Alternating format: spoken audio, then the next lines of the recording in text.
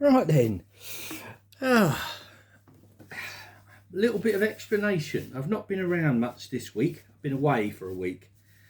So I thought initially it'd be slim pickings. I was down on the south coast and went to a unfamiliar or relatively unfamiliar car boot down there and picked up a few bits. There was no car boot here where I am on Wednesday due to the weather.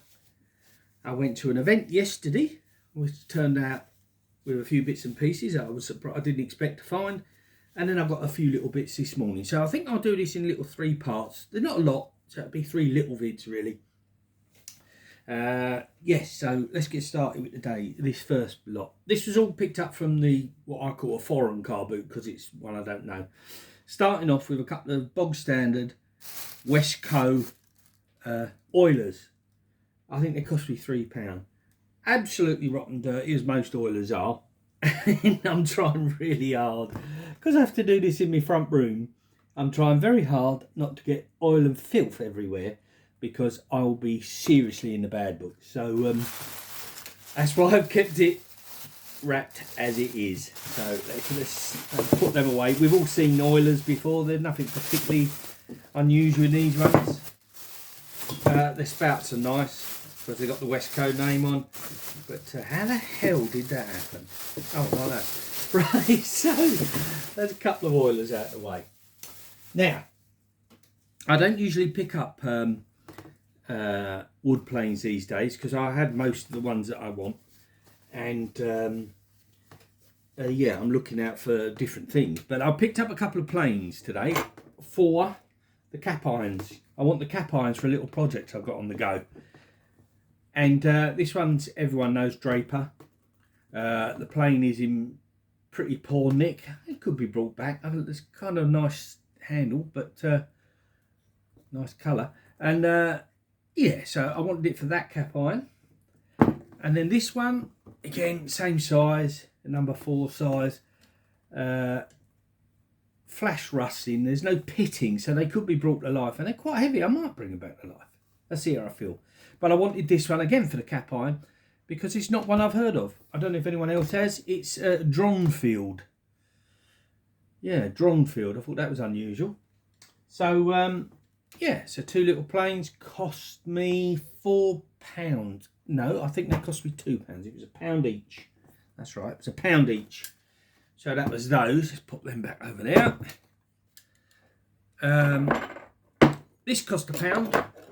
Because it was on the same store, and it was one of those stores where everything costs £1.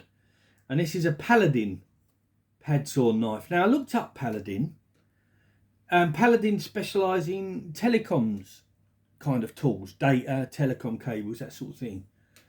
And I thought this was quite like a skeleton blade with a hacksaw in. And I thought that could go in my telecom collection, as I don't have any of those. So yeah, thought that was fun. And always pick up these pad saws. This is an old Eclipse one. An old Eclipse one there with the blade in, funny enough. And now I've got one of these in my day-to-day toolbox. I'll just pick this up because there are a range of different styles of these going through the ages, 60s, 70s, 80s. This one's is a 50s or 60s, I expect. But I want to try and get a full set. Now, there's a couple I don't think I have that I've seen. I know they exist, but I don't have them. So I'll just pick that up. This was again from the Pound Man, so that was £1 as well. Pop that there. Now, I picked up this pretty old die plate. Engineer's die plate. 1, 2, 3, 4, 5 sizes. It's in pretty grubby condition. These are numbered. I haven't found a manufacturer's make on there, but I haven't got one of these, not this size. So I'll pick that up again. I think that was £1 from the Pound Man, but it's a week ago now, so my memory's shocking, and I'm not sure. But it's a nice old thing, isn't it? A lovely old thing. So you put that on your bar, and then you twist it on and grease it, and you twist it on, and you thread whatever size it is you need. It'll be an imperial size, I'm sure. And maybe half of that one is missing. I've just noticed that. Look, that one's complete. Half missing. Maybe, I don't know. But oh, and that's, yeah, look, there's some numbers on the back here. 4, 3, 3, 3, 5. Yeah, 5. Anyway, yeah, a little bit of investigation, a bit of fun sorting out what's in there. Right, I picked up another vice. Well, I picked up 3 vices actually, but I'll come back to that. I couldn't resist this old tin. Hopefully it's in the right place. It's an old Macintosh Carnivore Assortment Deluxe tin. I just like the look of it, quite honestly.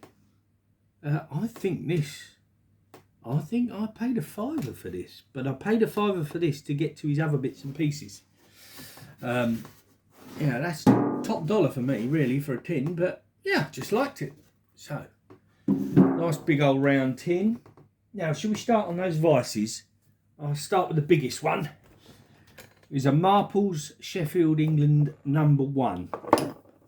Don't think I've seen one with a taper on the back there like that.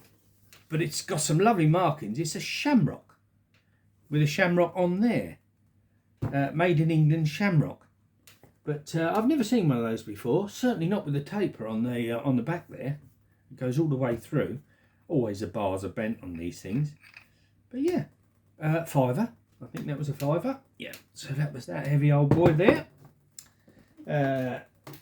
Then I picked up another little tabletop clamp vice. It's only a little one, this one, but it's complete and it's not in bad shape actually. There's no missing bits, no bent bits, no buckled bits, and no maker.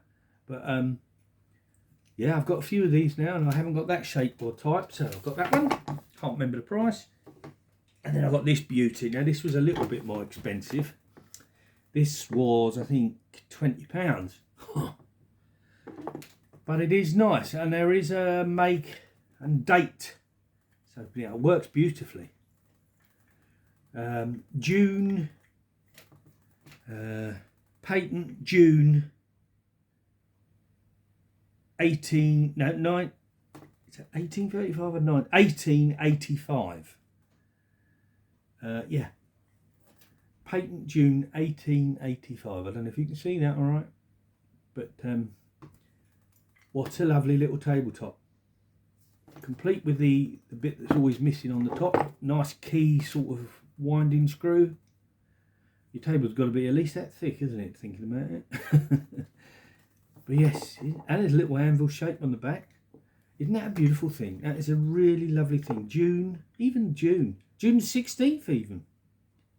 Patented June 16th, 1885. What a thing. No idea the company, but isn't that lovely? Isn't that lovely? Works like a dream. So that was the 3 vices from this week. I bought a couple of unusual pliers. This one I think is a blacksmith type, probably handmade, flat end, good grip, no make, just a little odd and unusual, so got that one. And this one is a flat end, almost like a crocodile type. No serrations, bit mucky, no serrations. There is a make on there. What have we got there? I can see a number 51. 51 what? I don't know. Further investigation required. Almost looks like a dentist or a medical one, but it's not because it's the wrong type of metal. But yeah, unusual, I thought. So got those 2. £1 each, I would expect. This little interesting little thing, this was about 50p. Hammer. And I think this is brass. It's a brass head hammer. Certainly by the colour it is. I don't know if that's the original handle. It's a nice patina on it. It's been handled a lot. I suppose a jeweller's type hammer. Why it would be brass is not very hard, is it? Or what would that be tapping if it was brass? But yeah, nail jammed in the end. But yeah, lovely little thing. Yeah, nice, it's curved, or it's warped over the years, I think. So it probably is its original, possibly its original handle. No maker's mark. But I don't have many brass hammers if I've got any. So, brass hammer. And finally, in this little lot, is a sheet metal hacksaw. Now, I've got a couple of these, various makes, but not this make. And the blade goes between... oh, that's right. It pins on there, so I think it goes. I'm not sure now. I had this worked out. I know it goes on this screw here, so the blade comes down there, and it attaches somehow.